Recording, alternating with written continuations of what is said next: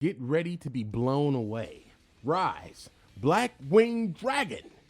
What's going on, my boys? Welcome back to another exciting episode of Duel Links. And today we're going to be getting in there to talk about this new box, Yu-Gi-Oh! Duel Links Black Storm Rising. Now, if you like this type of content, I'm going to go ahead and beg for that like, beg for that subscribe, and let's get right into it. Now, this is going to be an exciting video because this video has the goods. We're going to break down this entire box and we're going to talk about the 12 different support structures that you're going to get within this box. So far in this box, we have 90 cards coming out, which a few are coming from the selection box number 1. We got 42 normals, 28 rares, 11 super rares, and 9 ultra rares. The supported decks from this box are Bujin, Shinobird, Gladiator Beast, Reptilianne, Blackwing, Spellcaster or Spellcasters, Blue Eyes White Dragon, Harpy, Spirit, Synchro support, generic support, and also tuners, which can basically expand the power of every deck. So let's jump right into it. So we're looking at Breaker the Magical Warrior first. Now this card says when it's normal summon, you can place a spell counter on it with a max of 1. So it's a 1600 monster that will boost to 19 after adding the spell counter. And then you can of course remove a spell counter to destroy one spell or trap on the field. Now a lot of people might think that this isn't going to be a worthwhile or worthy card, but I'm going to tell you right now, this card is going to be a deal maker. This card is going to be a game changer, because this card gives us access to destroy a card, unlike Sergeant Electro, which allowed us to freeze a card. Now, in the meta, where cards like Paleozoic Canadia, Floodgate, and Enemy Controller are pretty relevant, I would say this card is even more powerful because it's going to actually cause your opponent to do something called forced activation. So if your opponent has a face down Canadia and a face down Drowning Mirror Force, they're probably going to activate the Canadia to save the drowning. And if you have a card like Cosmic Cyclone, you can take out the second card. So it's that type of a good card. So this type of card is definitely going to make an impact on the meta. This type of card is definitely a card that is splashable in almost every deck. And being a level 4 spellcaster allows us to use cards like Unexpected Die with this card to create big synchro monsters. So you can play Unexpected Die and go into a ton of different tuners, anywhere from level 1 to level 3. And you can make a synchro anywhere from level 5 all the way up to level 7. So that's pretty nuts in and of itself. And then also destroy a back row. So Breaker's going to be a very powerful card indeed. Now, cards of consonance. This card is going to be absolutely broken. Discard 1 dragon tuner with 1,000 or less attack and draw 2 cards. It's one of the first pure +1 draw cards that has been introduced to this game. Of course, we had Destiny Draw before, but Destiny Draw, I believe you can only play 1 or 2 of those. When you're looking here, card of consonance basically says, it shows you right on the card, in case you don't understand how this card works. You discard White Stone of Legend, and then you go ahead and take 2 cards. Then you're going to actually add a Blue Eyes from your deck to the hand. That's going to be absolutely disgusting. So, of course, that's one of the Blue Eyes White Dragon supports. I think it is the only Blue Eyes White Dragon support. And because we're talking about that right now, let's jump right into the archetype discussion. So with the addition of the new Blackwing archetype cards, we're going to probably see a lot of play of Mark of the Dragon Tail, because Mark of the Dragon Tail allows you to add 2 Blizzards of the Far North to your deck. This is going to actually allow you to get into a lot of amazing plays, because this box has nothing but level 4 or lower Blackwing monsters that are going to be relevant to summoning some of your strongest Blackwing cards.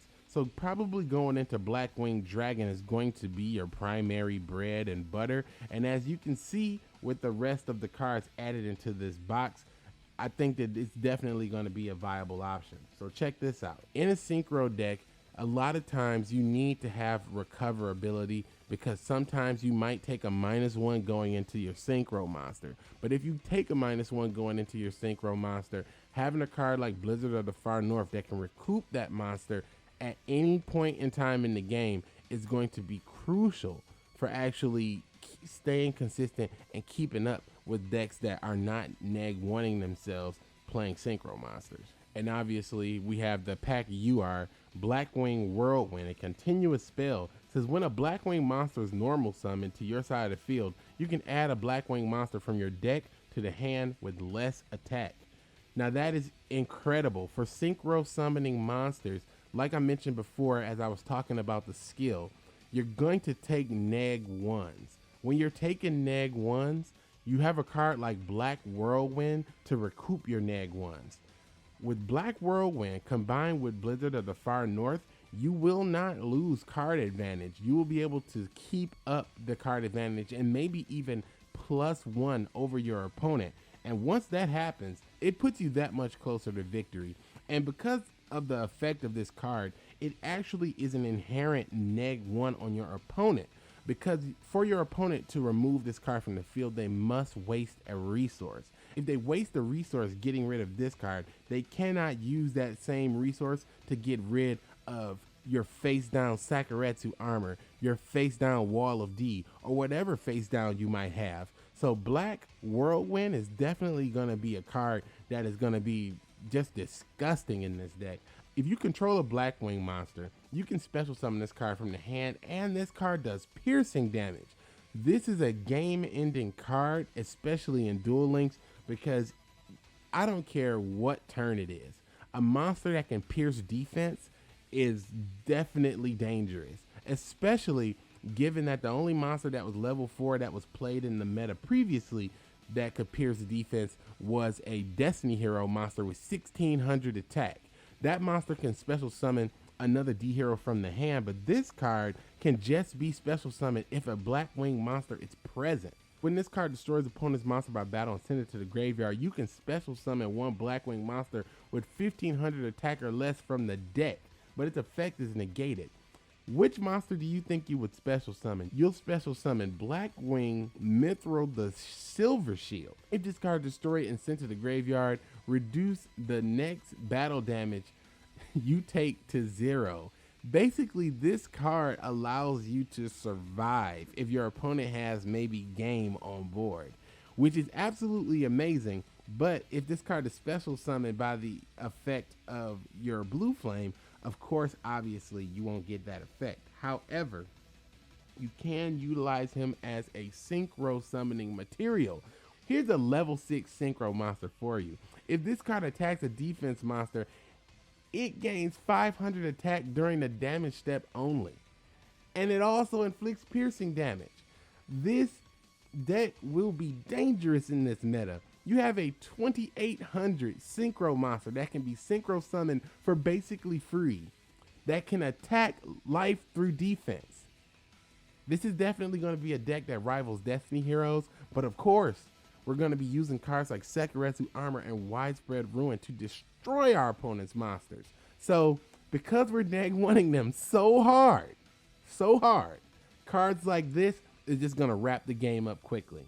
Now, there is a plethora of other Blackwing monsters in this set, but I just went over a few of the best ones just for time. I'm not going to go through every single card, but I just want to let you know that Blackwings are viable. Blackwings are going to be a game changer in Duel Links. So, if nothing else, this box is worth your gems, worth your money for that. For the Blackwing deck, period. Let's talk a little bit about the generic support before we move on here. You might think, oh man, this card isn't going to be all that great. It just destroys a monster and targets. Do not take destroying a monster for granted. As I just explained to you at the Blackwing breakdown, targeting a monster is going to be crucial.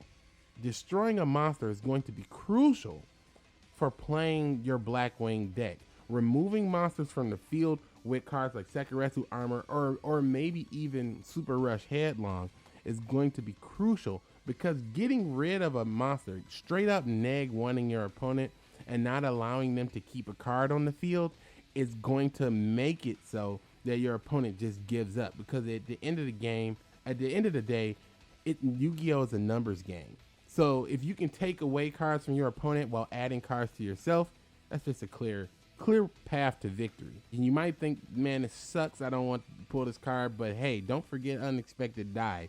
You have Unexpected Die that can now special summon a 2000 attack Wing Beast monster, which is definitely going to be crucial, because as we get into the Harpy archetype, that's going to be something that's going to be beneficial. Now, of course, with anything, this is probably going to be like a one-of because of its vanilla status, but having just one in the deck with Unexpected Die gives you versatility. You can go into a tuner for a synchro play, or you can go into a beater for game. So it's just a perfect add to the Wing Beast. They just needed something like this.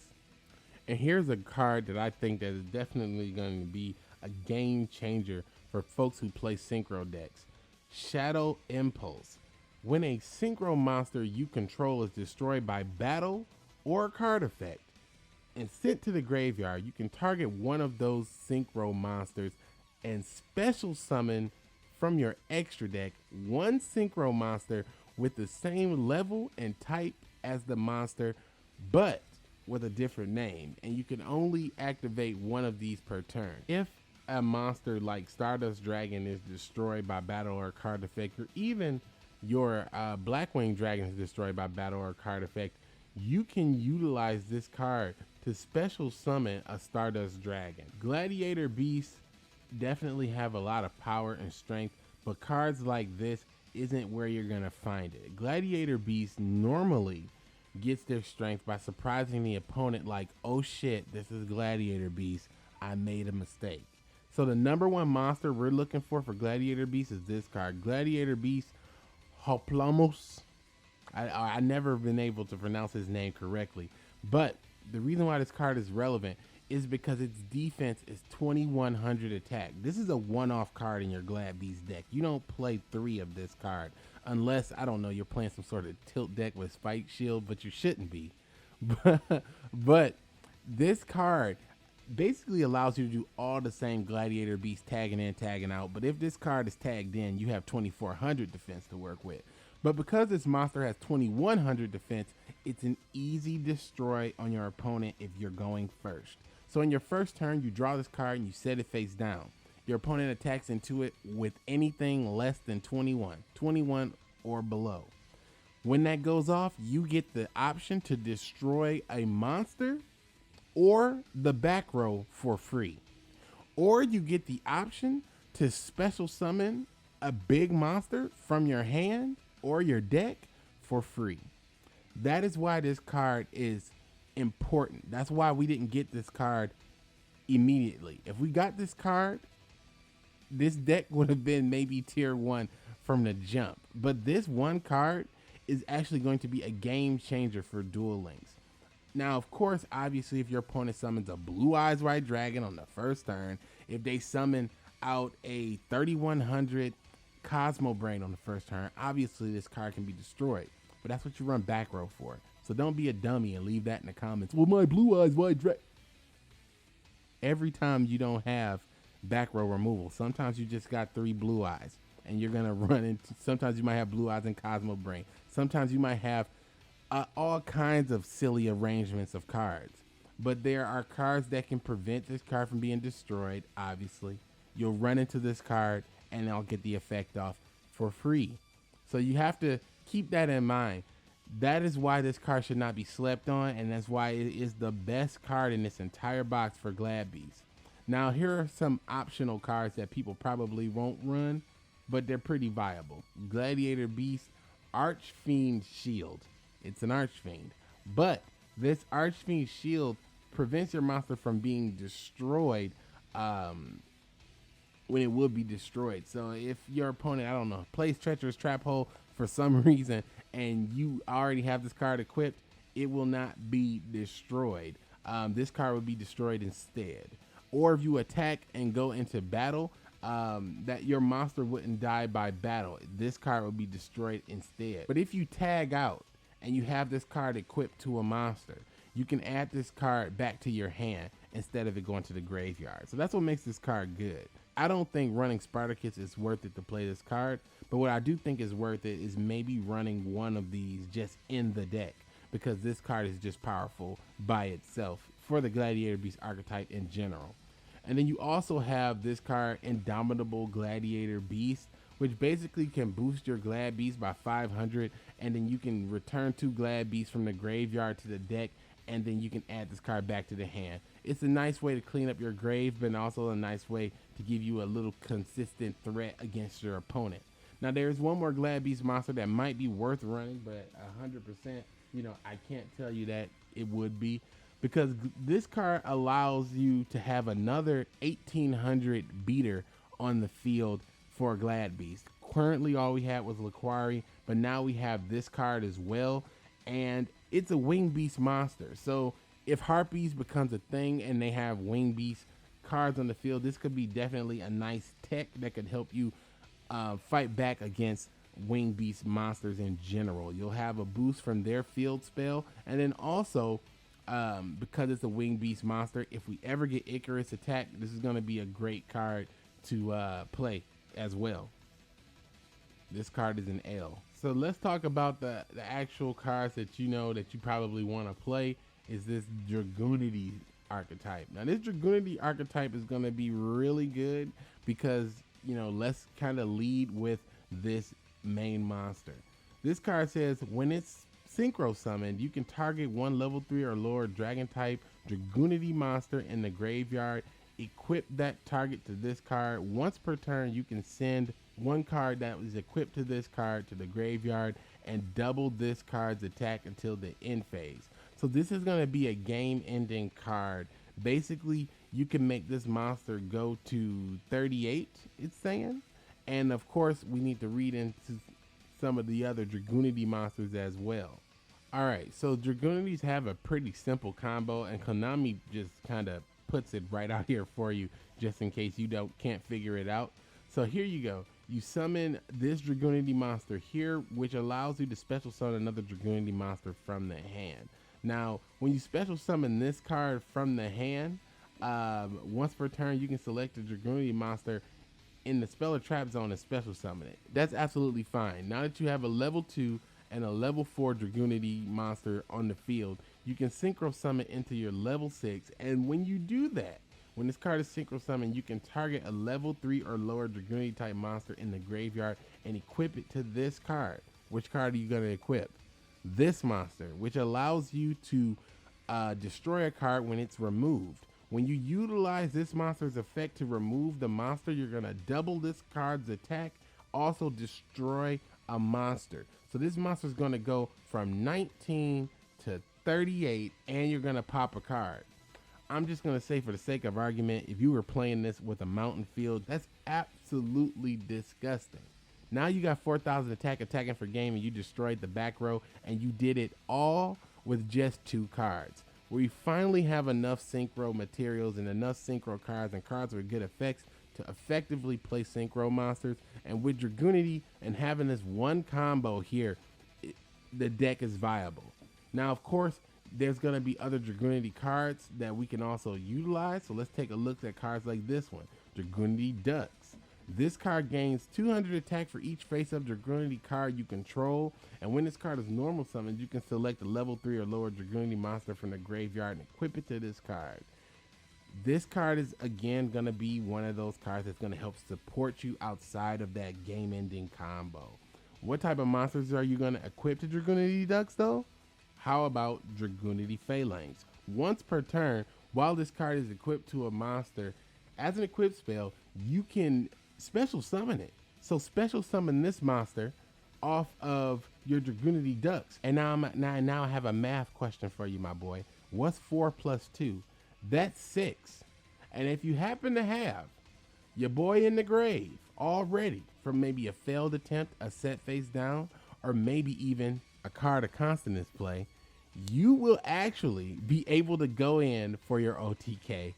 Dragunity monsters are going to be absolutely sick off of that alone. So I'm going to say that definitely Dragunities are going to be pretty viable. There is a deck that exists that often is never spoken of, but it's played a lot within Duel Links. This deck is Bujin's, and with the grass looks greener, this deck's going to be even more disgusting because we do have some Bujin support in this box.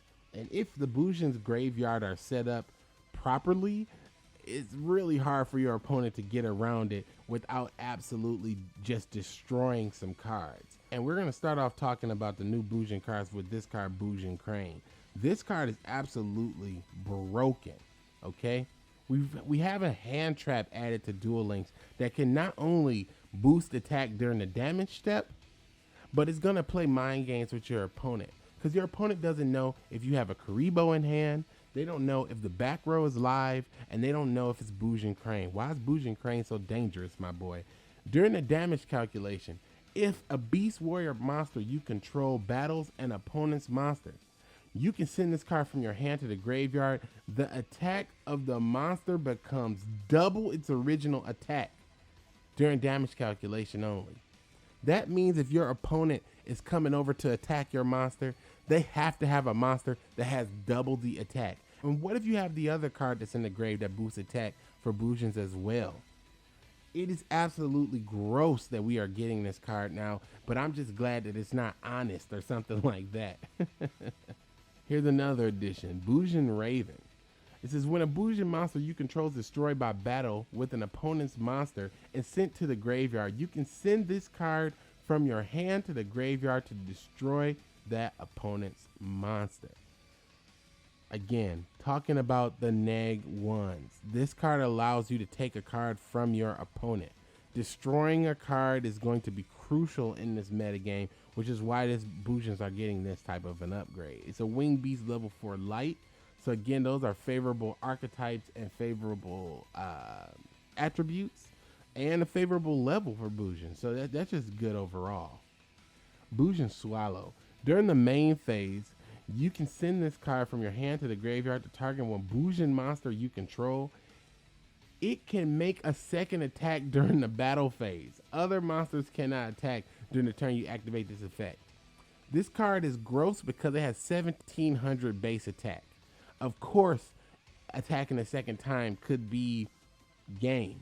But because this card has 1700 attack and doesn't have something like 0 or 100 or something stupid like that, it's a definitely easy to play one of in a 30 card deck. Why not throw in one Bujin Swallow to just get a second swing for game if you can? Bujins are definitely going to be a force to be reckoned with this meta. So now that we have discussed a lot of these cards, we can finally talk about a deck that I know that is near and dear to many of you, the Harpy deck. The Harpy deck will be returning and your Wing Beast waifus will be here to crack that whip on that backside. Now listen, Harpy's Hunting Ground is going to become a card that's going to be pullable from this box.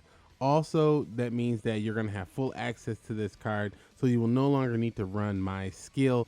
Now this card says when a monster is normal summoned or special summoned that carries the name Harpy Lady, you can destroy one spell or trap on the field. And then also, we have one more Harpy Lady with Harpy Queen. Amazon has had their queen, now Harpy Ladies have their queen. You can discard this card from your hand to the graveyard to add Harpy's Hunting Ground from your deck to the hand.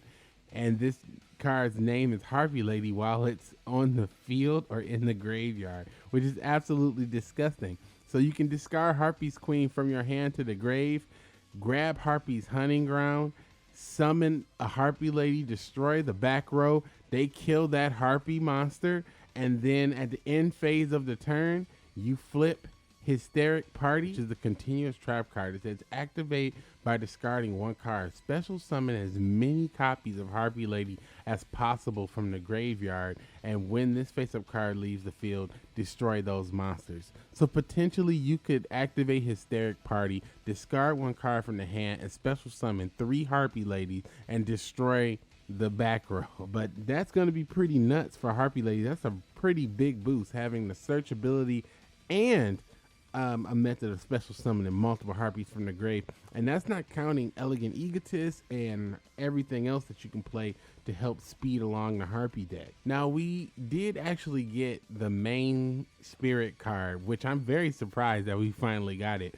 Spiritual Energy Settle Machine. As long as this card remains face up on the field, all spirit monsters remain face up on the field and do not return to the hand at the end phase. So that's going to be amazing and phenomenal because of course you can keep your spirit monsters on board instead of them getting removed.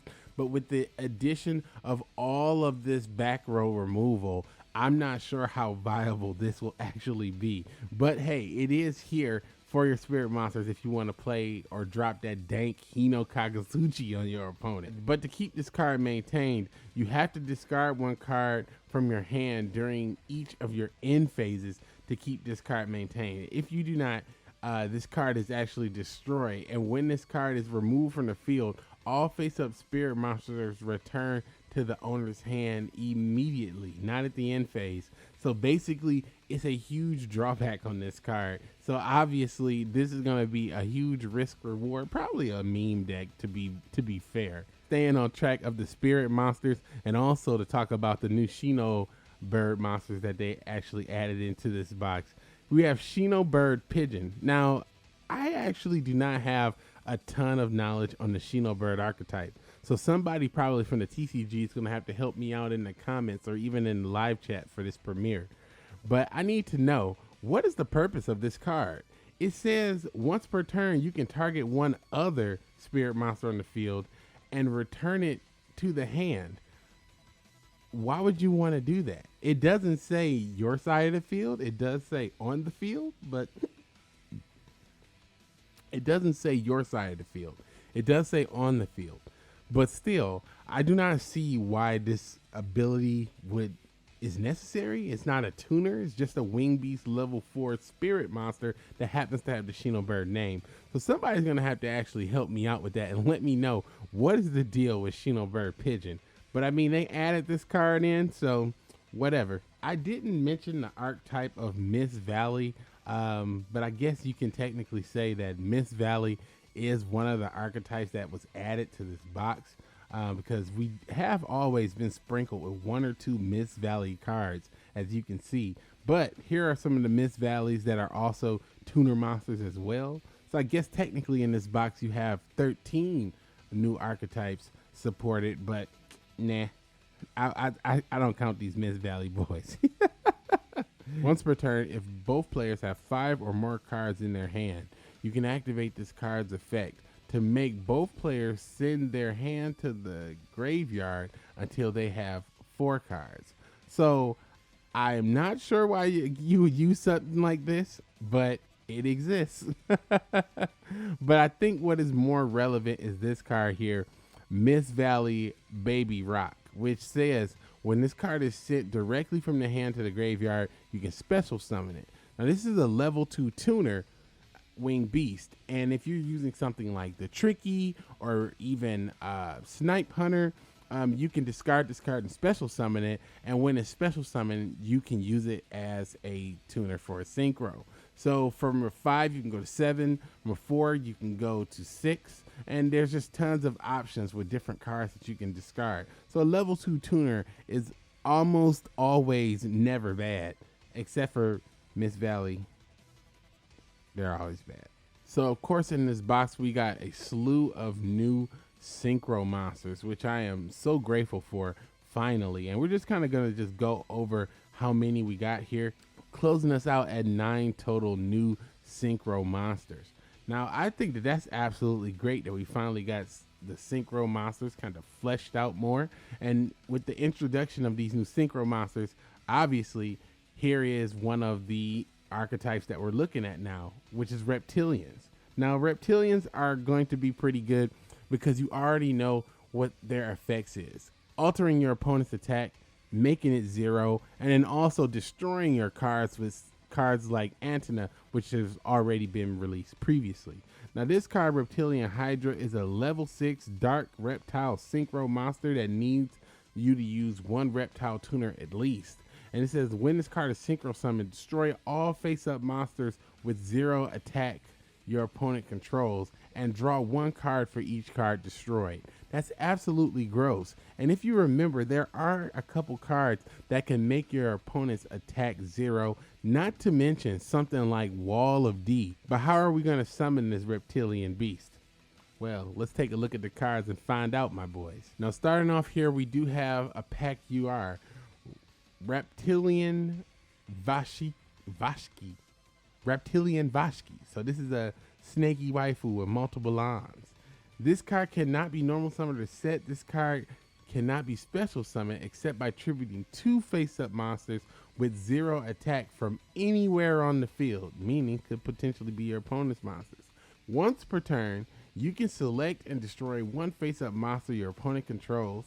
There can only be 1 face-up Reptilianne Vashki on the field. So clearly this monster is a diva. So this card can basically come out, destroy 2 cards, and attack direct for 26. I think that's pretty good. A card like this that can be special summoned easily, pretty nice win condition. Now we can get into some of the smaller cards, because obviously it's going to be the bread and butter of the deck, right? So when this card you control is destroyed and sent to the graveyard, you can add a Reptilian monster from your deck to the hand. Now it just says Reptilian monster, meaning you can, if this monster is destroyed and sent to the graveyard, you can search your deck for your Reptilianne Vashki and get right in there with this dank beast. Now that's pretty sick if you ask me. Any type of searchability is great, and to see this monster has 2000 defense along with 0 attack is a little concerning, but it is a level 4. I'm sure in this meta people are going to be playing enemy controller, which could make something like this very vulnerable, but of course you're going to be playing lots of treacherous back row. So, you know, this is one of those cards you're going to be running a risk. You probably only run 1, at the most 2. Reptilian Medusa. Send 1 card from your hand to the graveyard and select 1 face-up monster your opponent controls. The attack of the selected monster becomes 0, and it cannot change its battle position. Now this card is pretty good, but unfortunately it is a tribute monster. A level 6 dark reptile with 2200 attack. It's a little mediocre, but I'm sure that there's lots of different ways you can special summon this monster, because it does not have the restriction of not being special summoned. Now here is one of the best kawaii desume reptile beasts you've ever seen, Reptilian Viper. When this card is normal summoned, you can select and take control of 1 face-up monster with 0 attack your opponent controls. Now obviously that is pretty disgusting, and you might wonder why you would want to do something like that. Well, of course, if you take your opponent's level 4 monster and make their attack 0, and you normal summon this card and take control of it, that means that you can sync up into your level 6. And you know what happens when you hit level 6. You're bringing out your Reptilian Hydra to destroy the rest of their monsters and draw cards. So yeah, that's a pretty decent card, pretty decent effect. Probably meme deck number 2 out of this box for sure. So now that we've taken a look at this box and we have seen all the potential in this box, I think that this box could be one of the best boxes yet. Of course, I'm saying that only because this box can provide so much support to so many archetypes all at once, and a lot of the archetypes are pretty viable, except for the last 3, Reptilianne, Miss Vally, Shinobird / Spirits. I think those 3 might be a little bit of a meme deck, but everything else is pretty viable at this point. Everyone has some different strengths, and I think with the current set that we have now, we're in for an interesting meta. Let me know what you think in the comment sections below. I really want to know your guys' thoughts on this box. And if you made it to the end of this video, I'm going to ask you to like and subscribe, and to not forget, I did leave a message in the beginning of this video talking about my new channel that I'll be live streaming on. So if you want to catch my live streams, subscribe to that channel there. Currently there are no videos on it, but I will be live streaming everything from that channel moving forward, and there will be no live streams on this channel.